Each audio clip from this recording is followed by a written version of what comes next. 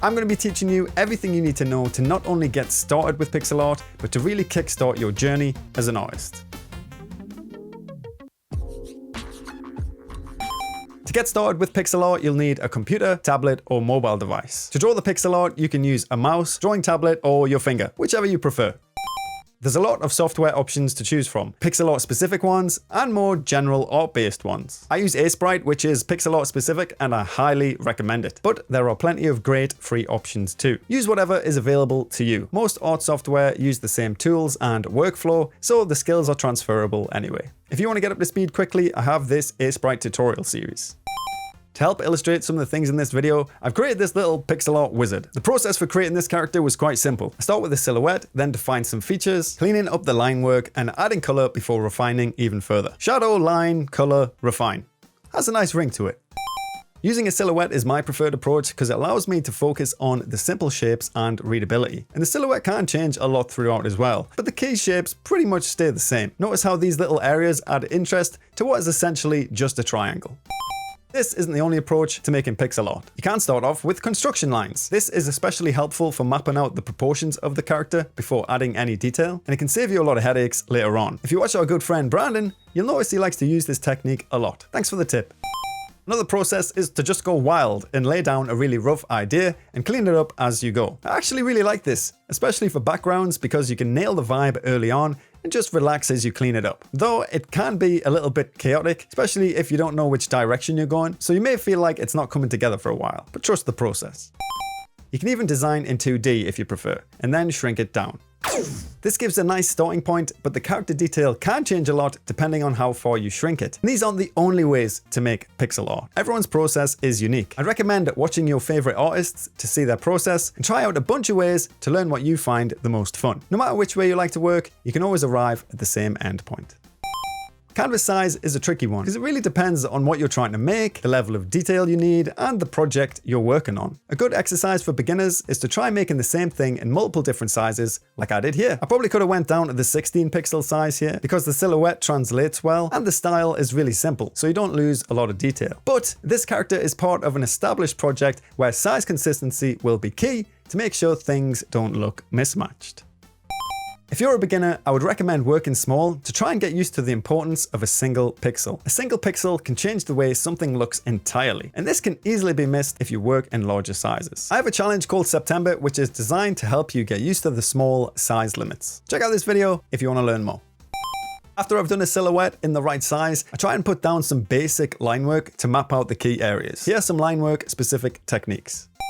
One thing to be aware of is doubles. This is where pixels meet and make a right angle. Doubles can make the line work thicker and appear darker or sharper in places. For a single pixel outline, removing this corner pixel can lead to cleaner and more consistent lines. You can use doubles to add shadow, and having only doubles in your outline can be a really bold style choice. Jaggies are when pixels in lines or curves appear, well, jagged. This can create unintentional sharpness, which can be fixed by removing any out-of-place pixels, or by giving more smooth progressions to lines or curves. But jaggies can be useful too. I actually use a jagged line intentionally here to show off the shape of the brow in the wizard's face. Remember, this video is not about good or bad, it's about the awareness and the intentional usage of these techniques to help you achieve the look that you're going for.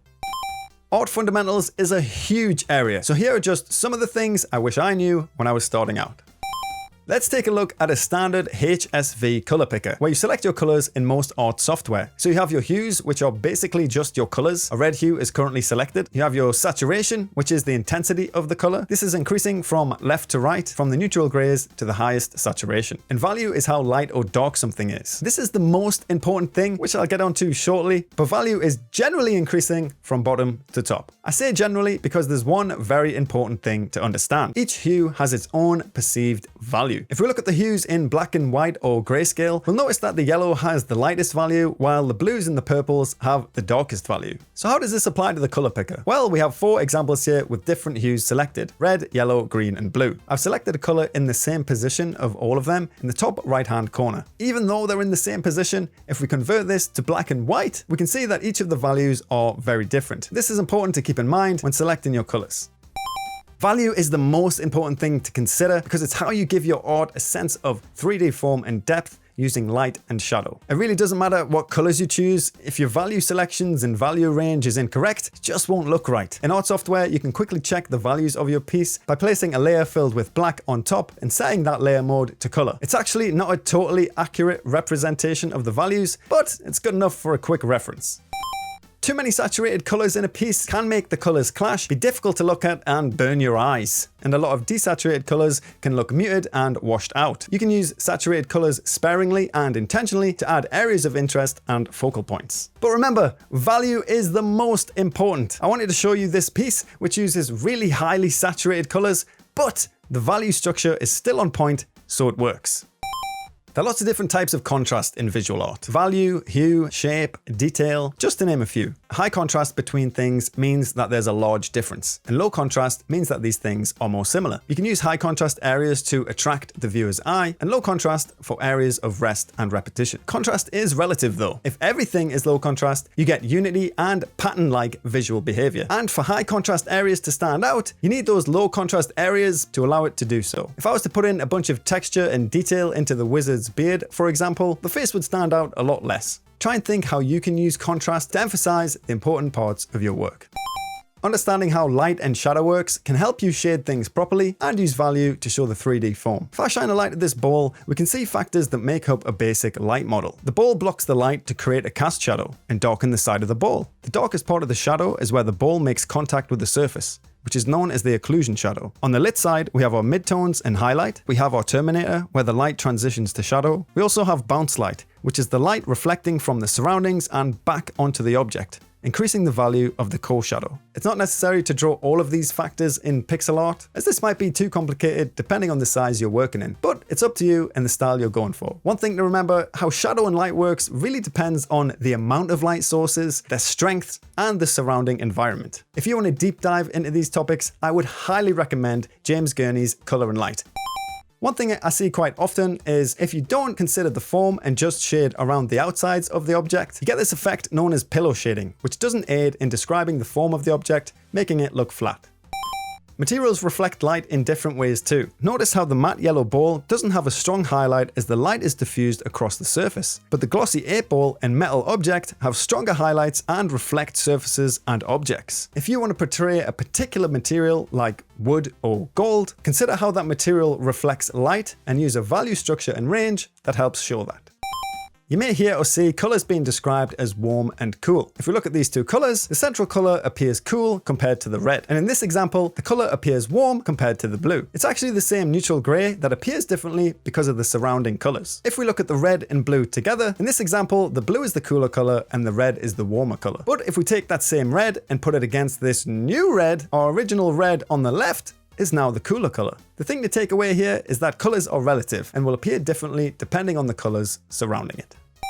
The color of an object is massively influenced by the light sources and surrounding objects and environment. Notice how the yellow ball's color changes as I change the color of the light source. And it also takes on the red of my sketchbook because of the reflected bounce light. Hue shifting is a technique I've seen a lot, and I think it is a simplification of this. It's also to try and make your colors more interesting. So when you add shadow, for example, instead of just shifting the value of the color to make it darker, you can shift the hue as well towards a different color, like I did here when I shifted the shadows towards purple and the lights towards yellow. Notice the difference between a pure value change and the value and hue change. Let me know which style you prefer in the comments. Another kind of common beginner thing I see is the random use of lots of different colors. This can make an image look unintentionally noisy, and you can lose control of your color palette and value structure. It can help to limit your color range to try and get more cohesion in your work. If you struggle with color selections and want to make your life a little bit easier, you can use predefined color palettes. They're also great for getting a specific look, like the Game Boy palette. There are lots of pre-made palettes on low spec, or you can just pick colors from your favorite movies, art, or whatever, and make your own. But a palette doesn't do all the hard work for you. You'll still have to consider the hue, saturation, value, contrast, and style you're going for when you're creating art. Dithering is a technique where you create patterns to blend or give the illusion that there are more colors than there actually are. If we have a limited palette of only black and white, we can create this checkerboard pattern to create a midtone. If we look from far away or blur it, notice how it appears gray. With varying pattern complexities, we can create a whole value scale from black to white. You can be really creative with dithering, and the patterns that you use can have different effects. This one looks more noisy and gritty, for example. You can even use dithering to create new colors by mixing colors and patterns, which is especially useful if you're working from a limited palette. Dithering can look noisy and add unintentional texture, especially in smaller sprites, so be careful with your usage. I really like this little portrait. I think it uses dithering really well, even in the smaller spaces.